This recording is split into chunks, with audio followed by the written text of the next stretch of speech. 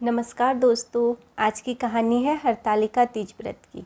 यह हरितालिका तीज व्रत कथा शिव जी ने माँ पार्वती को सुनाई थी।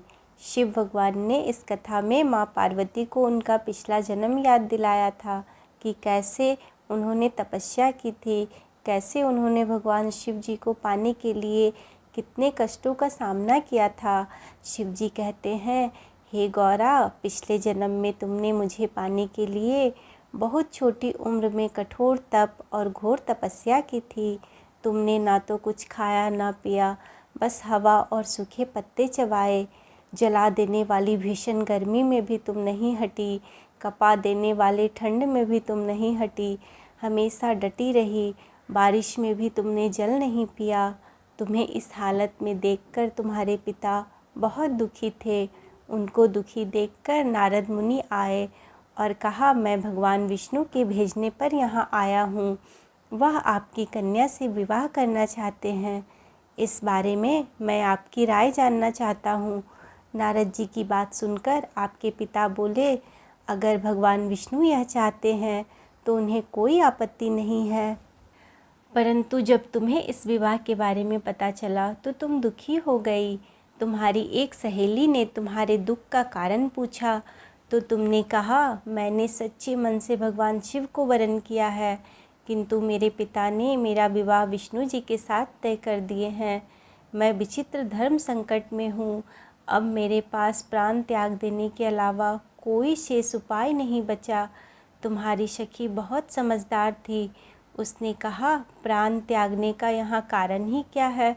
संकट के समय धैर्य से काम लेना चाहिए। नारी के जीवन की सार्थकता इसी में है।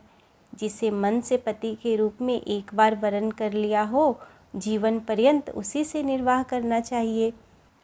सखी तुम्हें समझाते हुए कहती है, मैं तुम्हें घनघोर वन में लेकर चलती हूँ, जो साधना स्थल भी है और जहाँ तुम्हारे पिता तुम्हें खोज भी नहीं पाएंगे।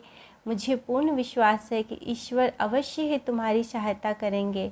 तुमने ऐसा ही किया। तुम्हारे पिता तुम्हारे घर में तुम्हें नहीं पाकर बड़े चिंतित और दुखी हुए। उधर तुम्हारी खोज होने लगी और तुम इधर अपनी सहेलियों के साथ नदी तट पर जाकर गुफा में मेरी आराधना करने लगी। तुम्हारी इस कठोर तपस्या के प्रभाव से मेरा आसन हिल उठा और मैं शीघ्र ही तुम्हारे पास पहुंचा और तुमसे वर मांगने को कहा। तब अपनी तपस्या के फलीभूत मुझे अपने समक्ष पाकर तुमने कहा, मैं आपको सच्चे मन से पति के रूप में वरण कर चुकी हूँ। यदि आप सचमुच मेरी तपस्या से प्रसन्न होकर यहाँ आए हैं तो मुझे अपनी अर्धांगिनी के रूप में स्वीकार कर लीजिए। तब तथास्तु कहकर मैं कैलाश पर्वत पर लौट गया। उसी समय गिरिराज अपने बंधु बांधवों के साथ तुम्हें खोजते हुए वहाँ पहुँचे। तुमने सारा वृतांत बताया और कहा, मैं घर तभी जाऊंगी अगर आप महादेव से मेरा विवाह करेंगे। तुम्हारे पिता मान गए और उन्होंने हमारा विवाह करवाया। इस व्रत का महत्व यह है कि मैं इस व्रत को पूर्ण निष्ठा से करने वाली प्रत्येक स्त्री को मनवांछित फल देता हूँ, सदा सुहागन का आशीर्वाद देता हूँ।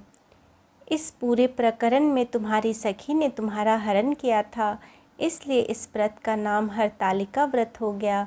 इस व्रत से जुड़ी मान्यता यह भी है कि जो स्त्री इस व्रत को पूरी श्रद्धा के साथ करती है, वह स्त्री पार्वती जी के समान सुखमय जीवन व्यतीत करती है।